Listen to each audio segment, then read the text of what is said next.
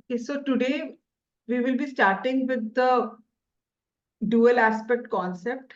In the last class, we have covered 5 important concepts. That was separate legal entity or business entity concept. The second one, what we did was your money measurement concept. We also did going concern concept. We did accounting period concept. And we did what? One more we did. We had done cost concept. Okay, these 5 we had done in the previous lecture. Now we'll be doing the dual aspect concept. What does this dual aspect concept say? Do you remember I spoke to you about double entry system of accounting, where Yes, ma'am. every transaction is recorded?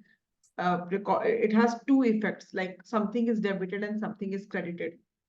Yeah, I told then one class only I have just covered some part about double entry system. Like every Yes, ma'am. transaction has 2 aspects. So today that double entry system has its base on dual aspect concept. So what is dual aspect concept? Your dual aspect is the foundation or basic principle of accounting. This is the basic principle of accounting. On this foundation only the whole accounting is based. Okay. It provides the very basis of recording business transactions in the books of accounts. This concept states that every transaction has a dual or twofold effect. So every transaction has a dual fold or twofold effect and should be therefore recorded at 2 places.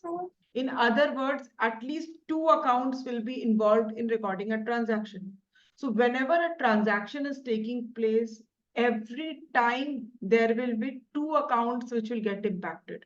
Never it will happen that you will be recording only one side. Because if you record only one side, balance sheet has 2 sides. One is your asset side and one is your liability side. So if you record in one column, obviously the second column something is missing. Okay. We will be doing accounting equation, and in that accounting equation, you will understand that how this dual aspect concept leads to the tallying of balance sheet eventually. So this concept states that, yeah, so this we have already discussed. In other words, at least 2 accounts will be involved in recording a transaction. And this can be explained with the help of an example. For example, Ram started his business by investing a sum of rupees 50 lakh. And now what is happening? Just understand, Ram has started a business. And for starting that business, he has brought cash of 50 lakh. So now, what are the two things in this transaction you have understood? Yesterday, I told you that business is separate from Ram. So Ram is giving cash to the business. Yes, Ram is giving cash to the business. So from business, you have to always see from the business viewpoint. So if you see from business viewpoint, what is happening? If you just see from the business viewpoint, understand, business is taking cash from Ram. So cash is an amount which is coming inside the business. And who is giving the cash? Ram. Okay. So the amount of money brought in by Ram will result an increase in assets. What is the asset here? Cash. Cash is an asset of business by 50 lakh. At the same time, owner's equity or capital will also increase by an equal amount. Owner's equity. Who is the owner here? Business owner is Ram. So because Ram has given cash to the business owes it to Ram. So it becomes liability. So at one side, your asset is going to increase by 50 lakh, and your liability side, what is your liability side? Liability side is what business owes to other people. So who is the other people here? I told you business is an artificial person. So Ram is that other person, because business has taken that 50 lakh from Ram. So the business have to return to Ram 50 lakh rupees at some point of time. So at one side of the, if you just look at it as a balance thing. So at one side, the business is getting 50 lakh rupees. And for the 50 lakh rupees, what they have got, the other aspect of the transaction is that in future, the business will have to return 50 lakh to Ram. Is this clear? Okay. Yes, ma'am. Yeah. So it is seen that 2 items got affected by this transaction, and that is cash account and capital account. So What is capital account? Now, one thing I would like to tell you here is like Ram owns the business. So in the business books, now Ram's name will not come. In the business books, the owner's name doesn't come. So the owner's account in the business is called capital account. So if I tell that Kiran Ravi Srivastava, I'm a person and I have this limited, Kiran Ravi Srivastava Limited. So in the books of Kiran Ravi Srivastava Private Limited, Kiran account will never come. That Kiran account will be written as capital account. And when in balance sheet, whenever a capital account comes, then it is understood that that capital account is the owner's account. That means how much capital the owner has put in the business.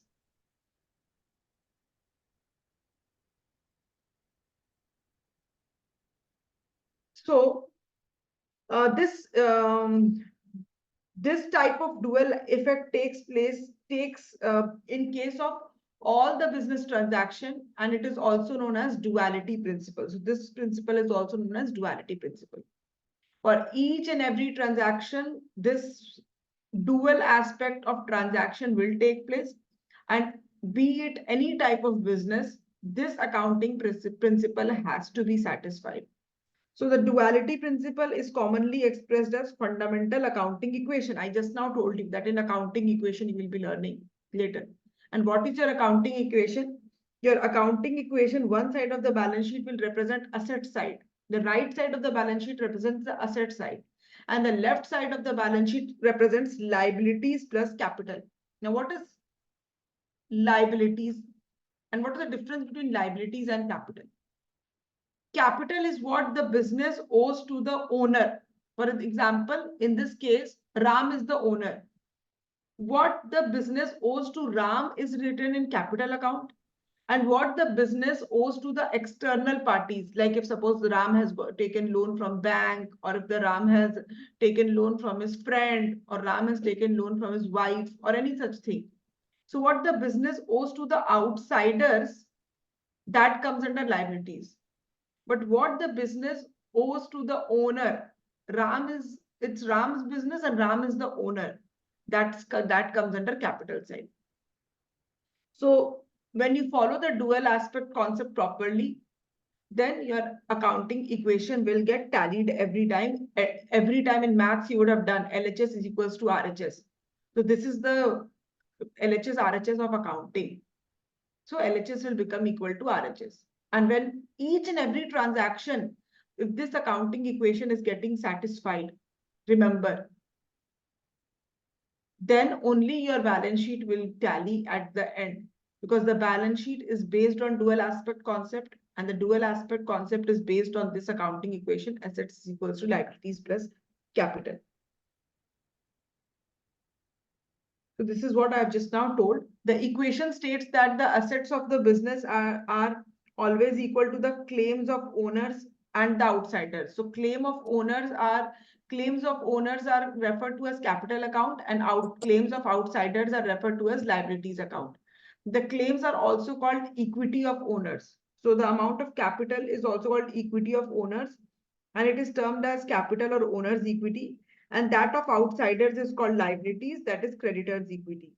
This twofold effect of each transaction affects in such a manner that equality of both the sides of equation is maintained. LHS is equals to RHS. And this twofold effect in respect of all transactions must be duly recorded in the books of accounts of the business. In this fact, this concept forms the core of double entry system, which has been dealt in detail. In chapter 3, we will be doing in detail about all that thing. Now, the next is revenue recognition concept. What is revenue recognition concept? It's also called realization concept. The concept of revenue recognition requires that the revenue for a business transaction should be included in the accounting records only when it is realized. Okay, only when it is realized. I will explain you at the end. After reading the whole thing, I'll explain you what it is. First, remember that revenue is what? Income or expense for a business? Tell me.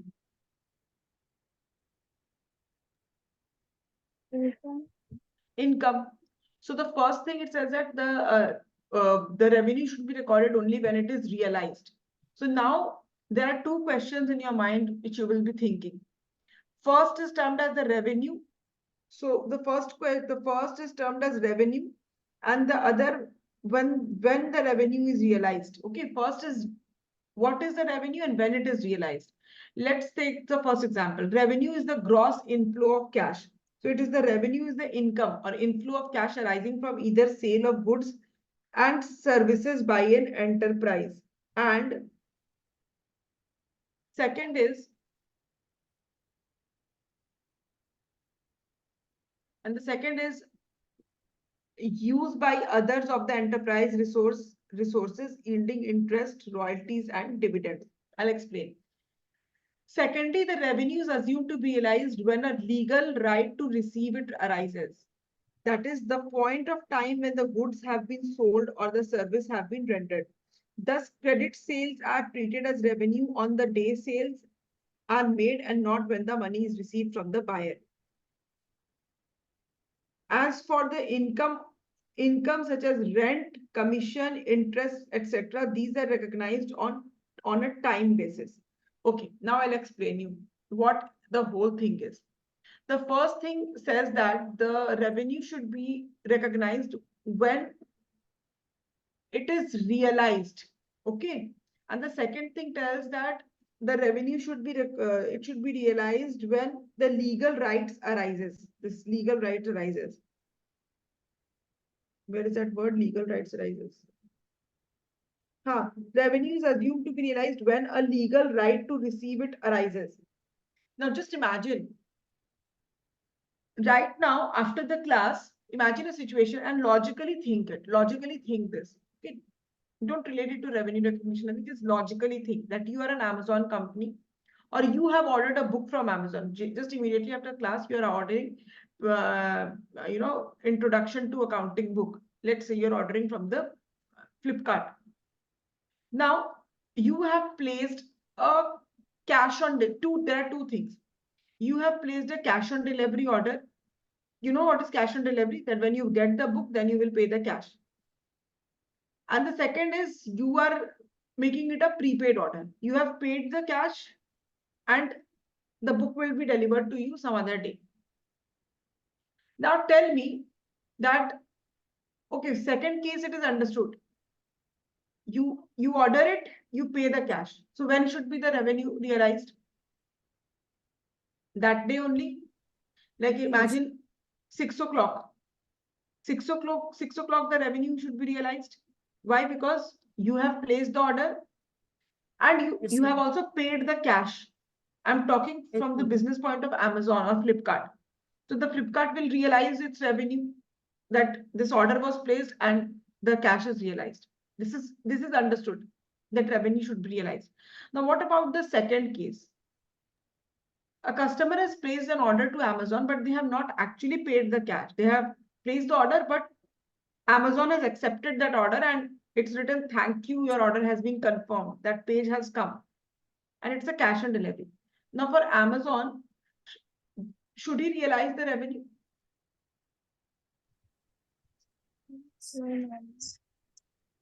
Yes or no? Yes, ma'am. Yes, he should realize, Amazon should realize or Flipkart should realize the revenue because the company has accepted the order. It has said that, okay, it will be, the amount will be parcel to you. The legal right to receive it has arisen. So once the order is confirmed,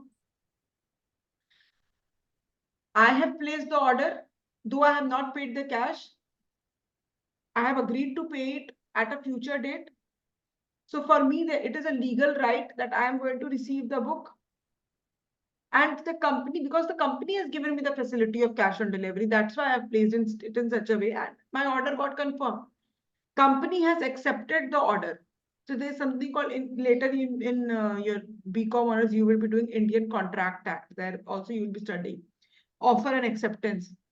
There was an offer to the company that this book is purchased and the company accepted the order. So the legal right has got established from both the parties. One to process the book and one to make the payment. So the revenue should be realized.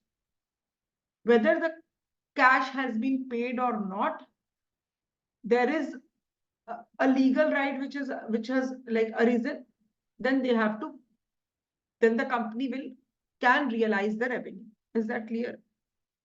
Now, what happens in the case when the sale is like, for example, you have put your house on rent. You have let out your house on rent.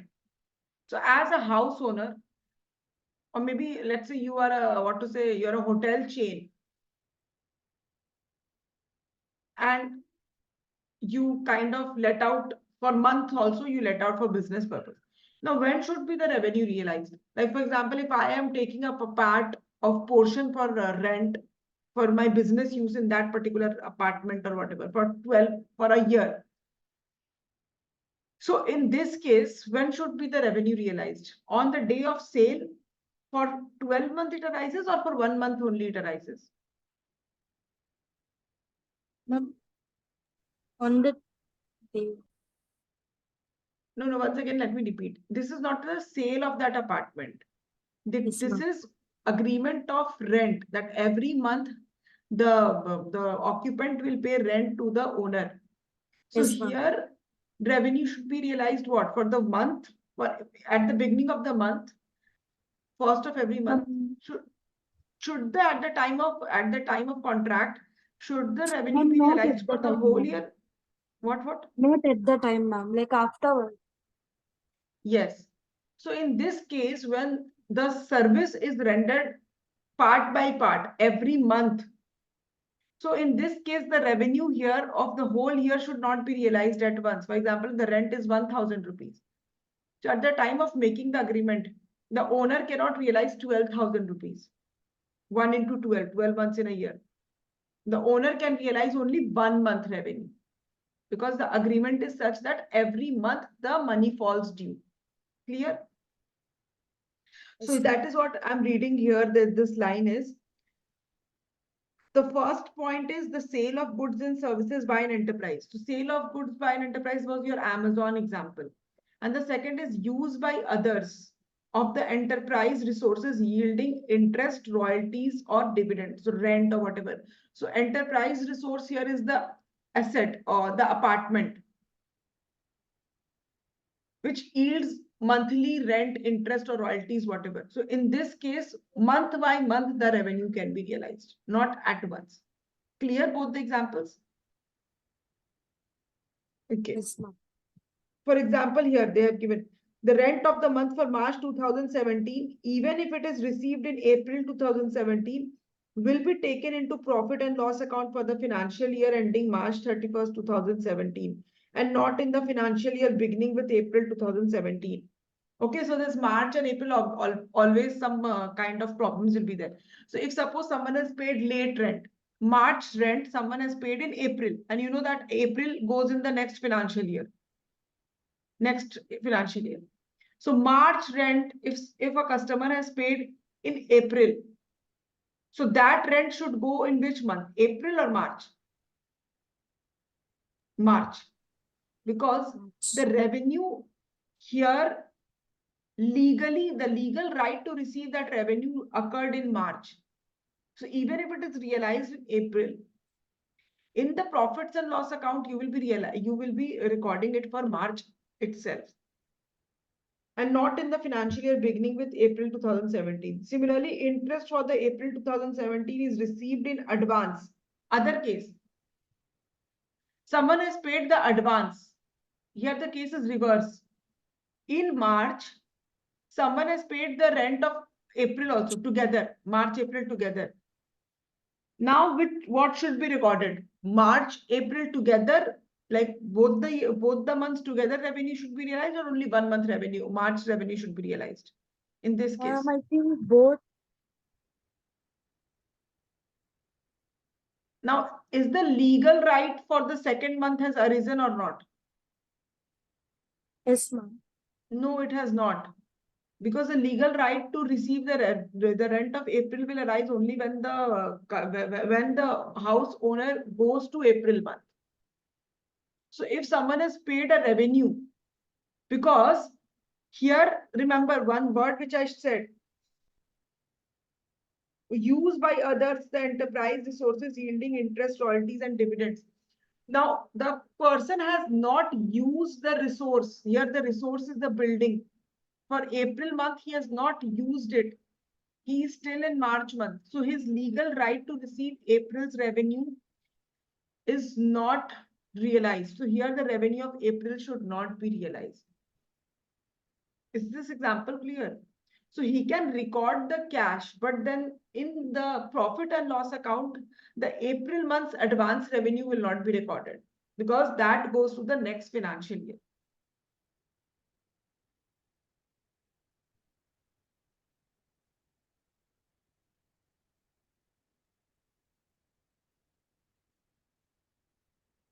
Okay, there are some exceptions to this general rule of revenue recognition. In the case of contracts like construction work, which takes time of 2 to 3 years to complete, proportionate amount of revenue based on the part of contract completed by the end of period is treated as realized.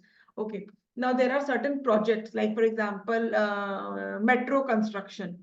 For example, if there's a metro construction project, so generally metro construction project, the whole project will get over in 5 to 10 years. So the owner, here the construction company cannot wait for 5 years period to calculate the profit and loss. So at the end of the year, how much ever work is completed, like for example, if out of the metro construction, 20% of the area is complete. So whatever was the total budget for that metro project, so 20% project is complete. So out of that 20% project, how much is the revenue relating to the 20%? That much revenue will be realized, even if the whole work is not complete. The reason being that these type of case of contracts like construction work takes a long time, 2 to 3 years, 5 years. So they cannot wait for to close the books of accounts for 2 to 3 years, 4 years, 5 years, because we also did something called accounting period concept, which says that every year the books of accounts are maintained for 1 year. And in the 1 year interval, the books have to be closed. Is that clear? Yes, ma'am. So for those services which takes years to complete, like when you go to beauty parlor, when you get a haircut done, that service does not take years. So as soon as you get the haircut done, the revenue can be realized, even if you have not paid the money. Yes, ma'am. The beauty parlor owner, she will realize the revenue. Even if you say, okay, ma'am, I will give you after 10 days. So she will realize the revenue.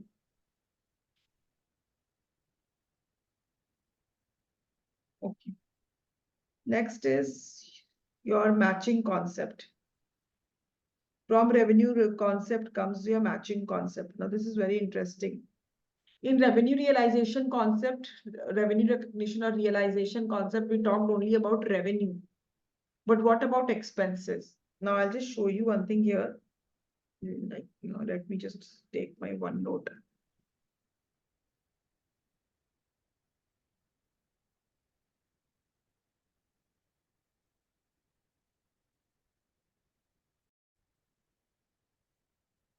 I'll just show you how the profit and loss account looks like it's T shape, okay?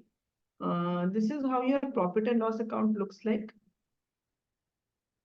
We have this debit credit side and we have this credit side, and this will be like the amount column. Here we write the amount.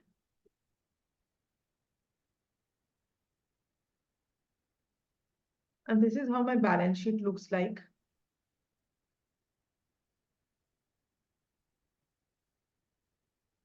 Here I am going to write liabilities. In balance sheet, we do not have debit and credit. We have only liabilities and assets. And here I am going to write assets.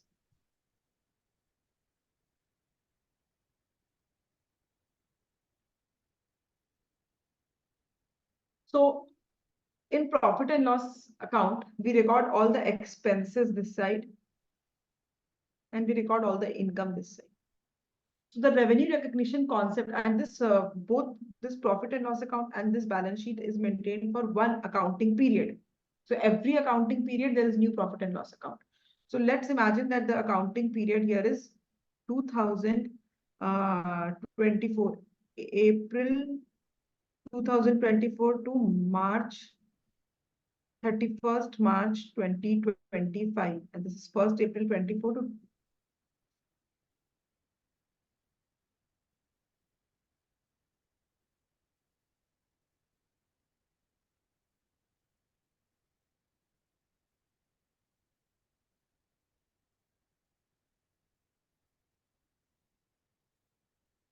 so this is my accounting period here. This is my accounting period here. So just now what we spoke about, we just spoke about revenue recognition concept. Revenue recognition concept says that what I can record in the income part here, what I can record here in the income part. And matching concept tells that matching concept deals with both the expenses side as well as income side. So its matching concept says that what income I am recording here on the credit side should be matched with all the expenses on the debit side.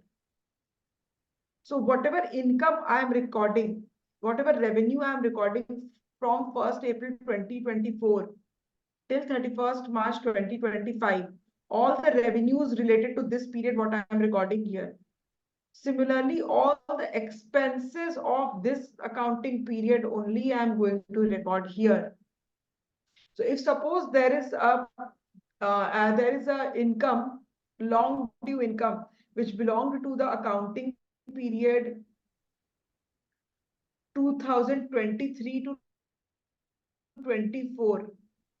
If this, suppose I got one income here, in this accounting period, there was a customer who had not paid me money. And that time I had rendered him service in 2023-24. And today he paid me money. And today, after so many years, he paid me money. And if I realize this revenue here in this accounting period of 24 to 25, am I doing something correct? No. No, because this income belongs to the accounting period 2023 to 2024. And if I take this revenue and record it here in this accounting period, then I am violating matching concept because it does not matches with this accounting period. Similarly, with an expense, if I take an expense of next year, if suppose I am going to take, I am going to buy an asset next year, and for that asset, I'm booking it right now in advance. Okay, and I record it in that expenses. So for 2025 to 2026, there is a model of car which is going to get launched. And I want to buy that model of car for my business, not for personal use. But if it is personal use, then it will not be recorded in profit and loss account. So there is an expense, not car, cars payment for car will not be recorded here in profit and loss account. There is some expense, there is some subscription which I have started, there is some expense. And that expense prepaid, it's not yet due, but I'm paying it here next year's. So here again, I will be violating my matching concept because matching concept says that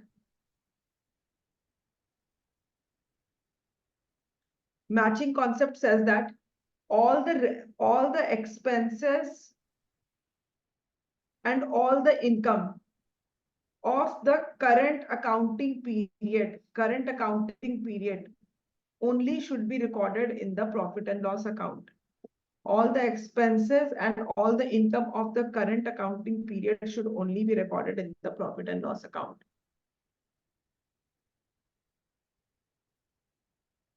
Any income or expense related to the next year or any income or expenses related to the previous year, if it gets recorded in the profit and loss account, then it violates the matching concept. So you can read, we can just read here what it is written. So the process of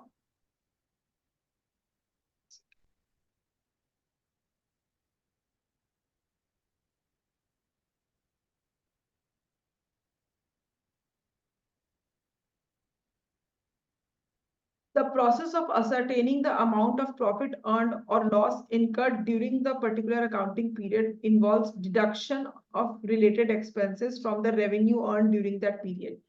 See, the companies are able to generate revenue not on its own. It's not some tree that they go and plant and then the cash goes falling from that tree. No. The company buys assets, the company employs labor, the company buys raw materials. So they are paying for certain company themselves are paying for so many expenses.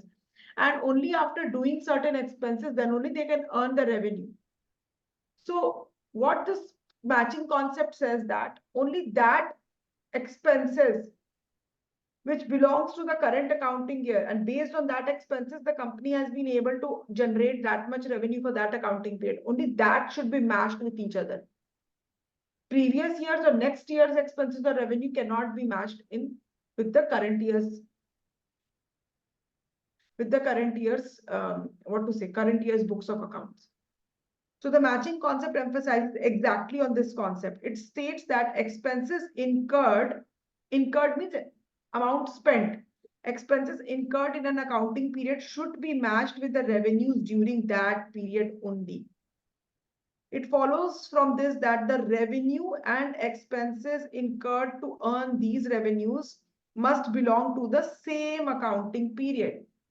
Expenses incurred to earn these revenues must belong to the same accounting period. For example, the electricity bill, I'm using the digital devices to teach you online. So the electricity bill which I paid right now in this 23-24, I'm incurring electricity bill now. And then only I'm able to get revenue, because using that device only I'm able to teach you. So the electricity bill and the revenue earned for 24-25 should be matched with each other. I cannot match my last year's electricity bill in the current year's electricity bill and tell that, okay, I earned this much revenue. Then that will become wrong.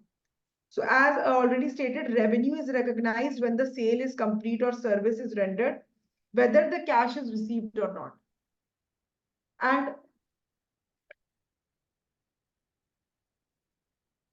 yeah, so for example, expenses like salaries, rent, insurance are recognized on the basis of period to which it relate and not when these are paid. So it does not depend when you are paying. You might pay late or you might pay advance.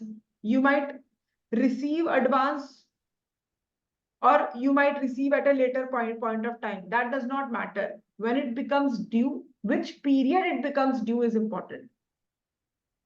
And that is how your matching concept gets satisfied. When you match the revenue in the same accounting period. Now the accounting period is 2024 to 2025. All the revenues and expenses incurring in 2024 and 25, when it is matched together in profit and loss account, then only it will give you right profit. Otherwise, any expenses or income which relates to the next year or previous year, if you're put in the current accounting period, then your revenue will become, your matching principle will get violated and your profit will be wrong. Is it clear? So with this, we come to an end of matching concept. I'm going very slow and very, in a very detailed manner in all these things. Generally, generally, in schools or wherever, this whole accounting period, they finish it in 1 hour. And in the last class, I just finished 5 accounting concepts in 1 hour. And today I could just finish, I think 2, right? And Yes, now ma'am. the class, it will get over also. So I'm going in that detail. So I hope you've understood what I have taught in today's class.